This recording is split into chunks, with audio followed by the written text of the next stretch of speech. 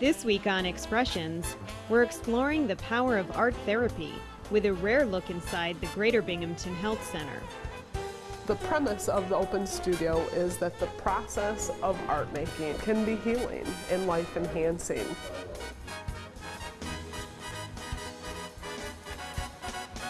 Plus, I see how the light of the city fills the clouds. Rosewater light poured into the sky like the award-winning single poet body we Jay are. Leeming of Ithaca. It is the sum of a million lives. For me, when writing poetry, it's really helpful not to have a goal in any way. It's one of those things in life which is remarkably free from goals. As soon as you have a plan, you kind of can easily screw up the poem.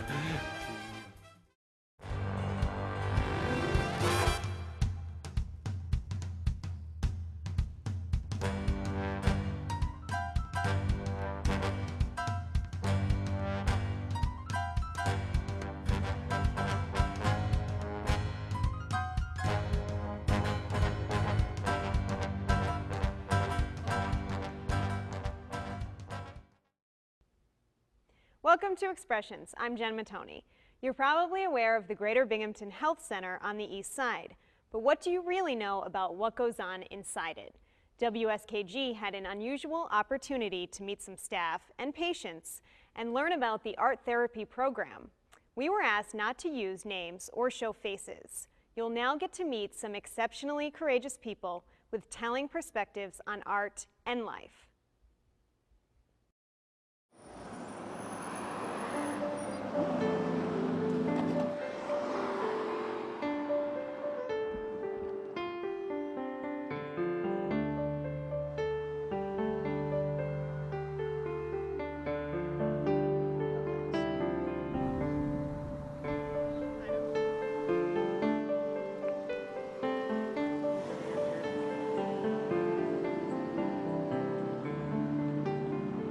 Folks stay up on the units. They reside there temporarily, and they come down here for programming. The premise of the Open Studio is that the process of art making, as we all know, it can be healing and life enhancing. It's a safe place. People can come and be themselves, and if they're having a bad day, it's okay to have a bad day because we art it out. And 9 times out of 10, people leave feeling better, and they will tell you that, you know, and thank you for that. Here is a squirrel and birds. Oh yeah. These are baby birds. We had them out front in the bush. Weren't you out on, outside on Privileges? Yeah, I was. And I was outside on Privileges. And didn't you spot the cardinal and her babies? Making art helps us take what might be going on inside I love nature. and make some sense out of it and make sense of our world. This is Washington, D.C. Did you ever go there? Oh, yeah. Uh-huh. This is the church. And here's Spider-Man. And why Spider-Man? Why Spider-Man? You're blushing. Maybe he can get me out of this mess. Folks have very little opportunity for freedom. When they come to the Open Studio, it's primarily about freedom of expression. There aren't the rules here. There's structure, but yet people are often able to experience freedom. As you might imagine, allowing yourself to experience the freedom that art therapist Wendy Boettcher is talking about can create some discomfort, especially at first. So what are you working on? Oh, a bluebird sitting up and a tree, and these are supposed to be flowers. It's a different kind of tree. Why do you make art?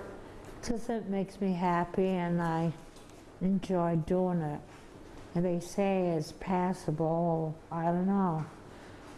I'm critical about my own art. And that's one of the things that we work on is, with everybody, is not to judge our images, not to label our images, just to allow what comes to come. We believe that they're images from our soul, windows to our soul. Right. Some people have a lot of fear around drawing and painting, and what we tell people is that this is about expression. It's making whatever where you're at. That the Japanese flag has a red moon on it with white stripes radiating outward like rays. The process involves finding the will to leave your comfort zone by not only attempting the creative process, but going sometimes deep within. Every single one of us has images within ourselves.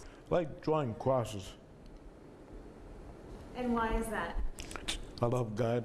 90% of the work is self-initiated, and it's encouraged to tap into that which is inside of you, bringing it outside of you. How do you feel when you look at them? At peace.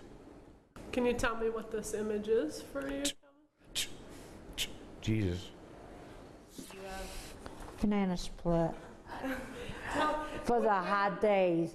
This is the July. You're gonna get one. Today's your birthday. You're gonna get one. Is it your birthday? Yes, it is. Oh, happy birthday. Thank you.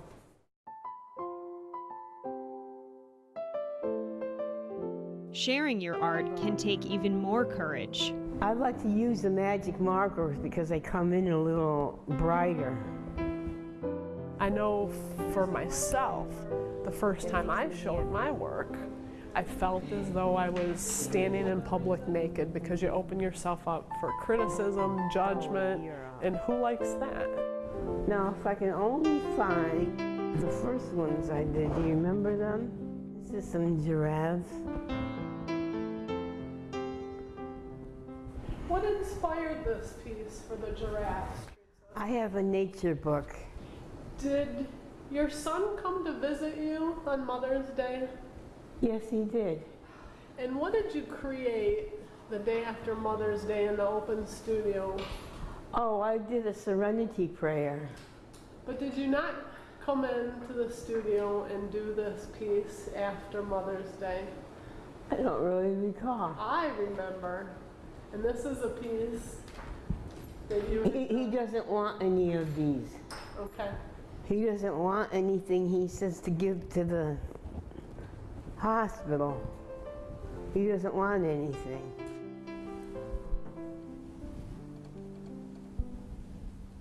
The language that's spoken in the studio, it's not always with words. The language that we speak is nonverbal, and it's also the language on a deeper level is about metaphor. Every artist has a story, every person has a story, and what we try to bring out are the pieces that make up part of this person and try to tell the story versus viewing the person with a mental illness and something to be fixed. We try to focus on the person's strengths and meet them where they're at and build on their strengths and keep moving forward. Most of the dolls are as delicate as our people are here. It's made from a cup and socks, pajamas, and it's almost as though like she's on a pedestal that holds her up.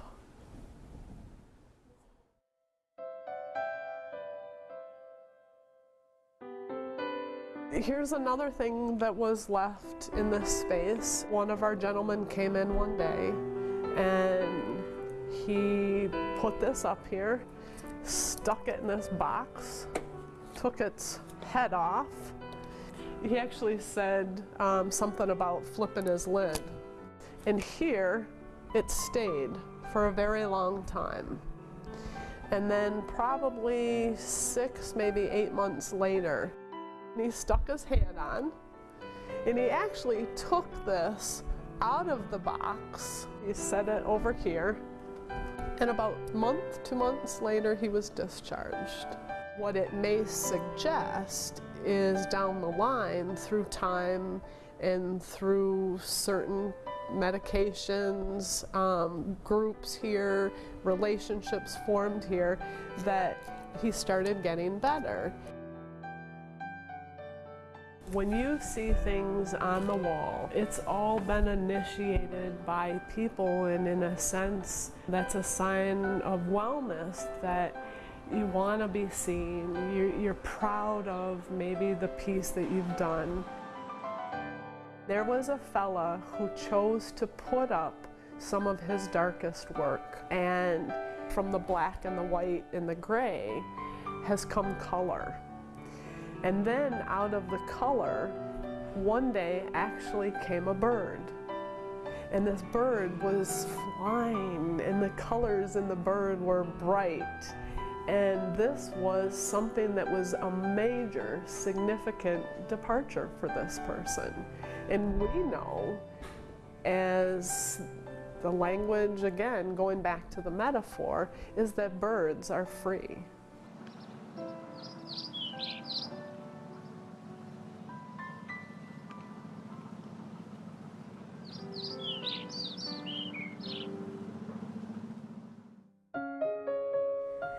This is one of his pieces. It's very delicate. She used a variety of mixed media. She says, Wendy, she says, come here. She says, I got to show you the latest piece I've been working on. And she says, I want for you to imagine this place. It was downtown Binghamton, and it was near the river. And she says, pretend we're down on Prospect Street.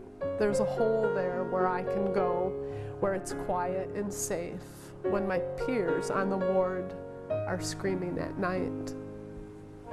And this was just a safe place for her to go, and she was able to express that through her art. And this is a bison. And here's some zebras. Look at, That's wonderful. you like that, Wendy? I do like that. Are you going to work some blue into your background here? And sometimes our people are really sick. This was entirely hand carved in Japan. And art, Where'd you get that? no matter if it's art or anything, just doesn't work. And you try, and I use my creativity to engage people the best I can. And there are just some days where no matter what it is, nothing will work. And as part of the creative process is you learn to work with that it's all just part of life. We fall down and we pick ourselves back up. Sometimes we take a step forward and then we take 1, 2, 3, 5 back. What's important is that we just keep going. It's the journey. One of my most favorite quotes is, "Traveler, there is no path. The path is made by walking." And that was said by a 16th century poet. I have a lot of work to do here, though. I don't mind being here. Oh, here. There we go. My artwork keeps me busy. And how do you feel when you're drawing? Good. It's a release. What we had there was a mother giraffe and the boy giraffe who had come to take a sip from the pool. The water is very nurturing, and again, the metaphor of the language of the water. We need water. We need our mothers, we need our grandmothers, we need each other. And so in a sense, that was her response what may suggest her response to that visit that she had had with her son. One time, about I'd say 8, 9 years ago, I won a $500 art scholarship, but the $500 had to go for art supplies. And I became ill, unfortunately, and most of my art supplies I gave here and there to different other artists because, you know, I just lost interest. I think sometimes in the media, people have been portrayed as someone with a mental illness that you need to be afraid of. That's not always true, and there's just a very few people with mental illness that we need to be afraid of. I don't want to diminish, because yes, you know, there are people who do horrible things that have a mental illness, but for the most part, it's just a few, and I encourage people to get to know the person, get to know through their art. I really, truly appreciate you being able to come here and show interest, so much interest in our art skills that are being developed here with our instructor, Wendy. But Wendy will say, oh, I oversee things, it's your abilities, but she's a great influence to us all, Wendy is. She truly is an inspiration to our lives.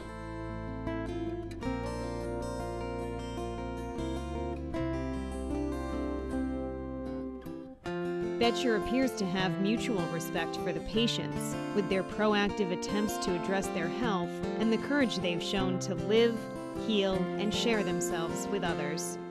I'm basically self-taught. I mean, I've been in these hospitals now for 35 years, and but it's a life. And I still have my life, and that's appreciated by my soul. My soul in relation to my thanks to God, you know, for the talents and the abilities and the goodness that I still know in life, despite some adverse circumstances that have occurred in living. But I guess no one goes through life without a problem or two. It's time to clean up. Yep.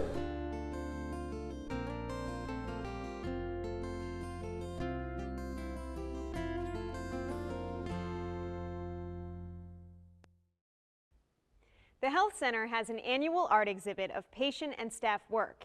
It's open to the public, and it's usually held in May, which is National Mental Health Month. We have a glimpse on our website at WSKG.org. GBHC is on the web through the New York Office of Mental Health. Jay Leeming of Ithaca recently won one of the highest honors in his field. He's one of 42 poets chosen nationwide for a creative writing fellowship from the National Endowment for the Arts. Leeming's work has appeared in more than 20 national magazines. We'll now hear him read from his first book, Dynamite on a China Plate, which won a Reader's Choice Award. The barber. The barber is someone who creates by taking away, like a writer who owns only an eraser. He is like a construction company that begins with a large office building and ends up with a small wooden house. On the wall is his license, showing that he's been to school and learned of all the varieties of loss. For this reason, a haircut can make me nervous. Sometimes I close my eyes and hear only the snip of the scissors. Their two gleaming halves talking of the balance that is here, the partnership between this man in a blue smock and the hairs faithful as rain, that even before birth and after death flow tirelessly out of the head towards the comb and the blade. It's pretty simple, really. I was just remembering having my hair cut as a kid, and it's one of those poems where it starts with sort of a silly idea, you know, the barber creates by taking away, but if you follow that idea intensely enough, you get to a deeper place, which is sort of a surprise and feels like a very wonderful gift for me as a writer. For me, when writing poetry, it's really helpful not to have a goal in any way. It's one of those things in life which is remarkably free from goals, and if you have a plan, as soon as you have a plan, you kind of can easily screw up the poem. And I've done that many times. So it's good to be in a very playful state. Creative artists and poets in particular sort of have to be playful as sort of a job description. That can be hard to maintain, but it's important to keep the creative life alive. This poem is called Rowboat. An oar is a paddle with a home. This arrangement seems awkward at first, as if it were wrong.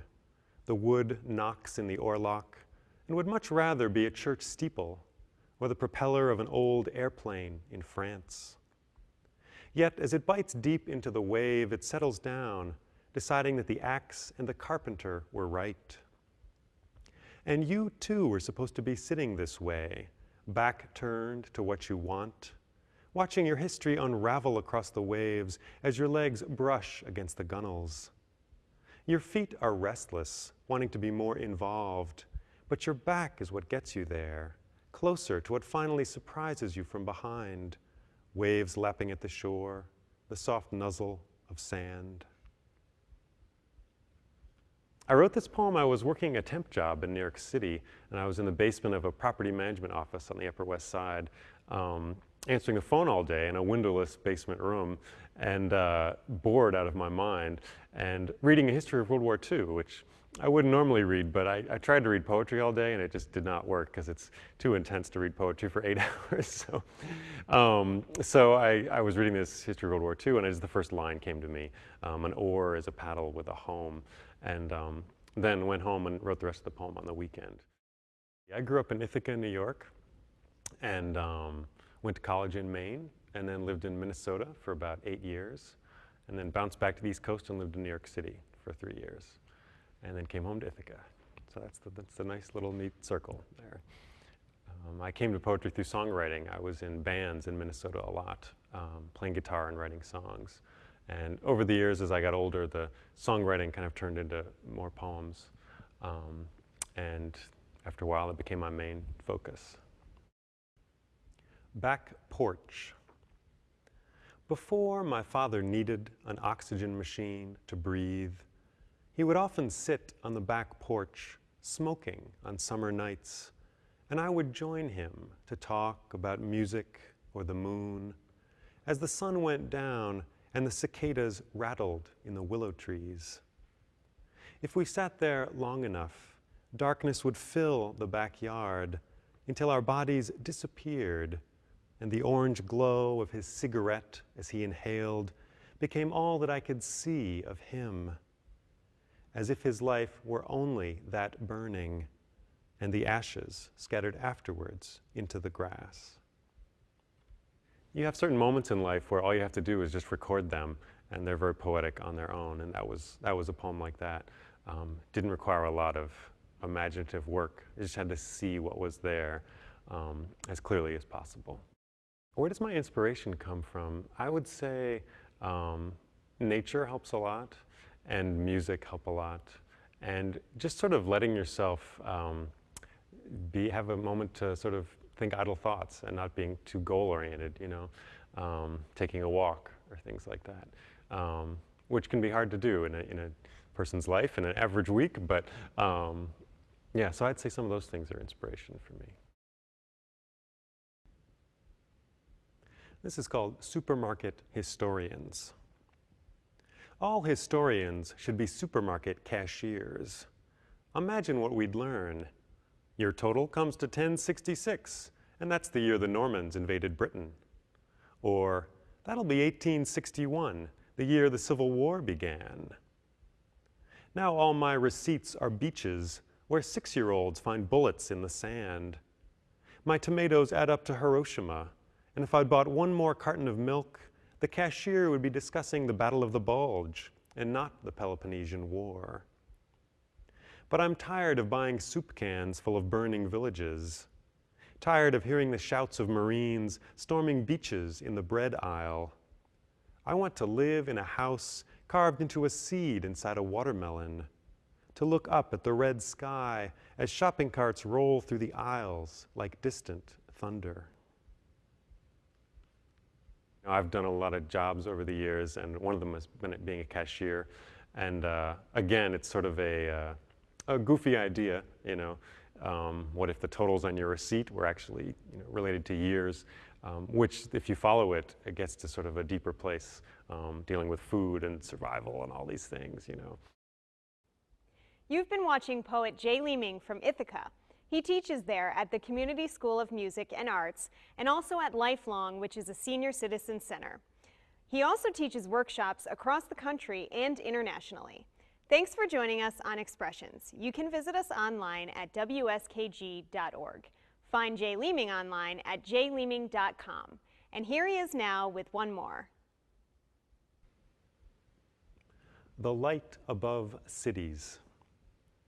Sitting in darkness, I see how the light of the city fills the clouds. Rosewater light poured into the sky like the single body we are. It is the sum of a million lives, a man drinking beer beneath a light bulb, a dancer spinning in a fluorescent room, a girl reading a book beneath a lamp. Yet there are others, astronomers, thieves, lovers, whose work is only done in darkness. Sometimes I don't want to show these poems to anyone. Sometimes I want to remain hidden, deep in the coals, with the one who pulls the stars through a telescope's glass, the one who listens for the click of the lock, the one who kisses softly a woman's eyes. After you've written a bunch of things, you look back and you might see some things that you were occupied with. It's almost like a little window into what your life was like, sort of the undercurrent of things. So, you know, it changes. As I go on, I'm more interested in language and how we relate to the earth, definitely a lot, how we relate to the world around us. I can see that's a theme that's sort of bubbling along. But again, I try to take any strategy out of it. I make strategies, that's for sure. I'll do a whole book about rivers, you know, and then but you may only have 2 poems about rivers in you, and then it's over. And so it's like time to do something else.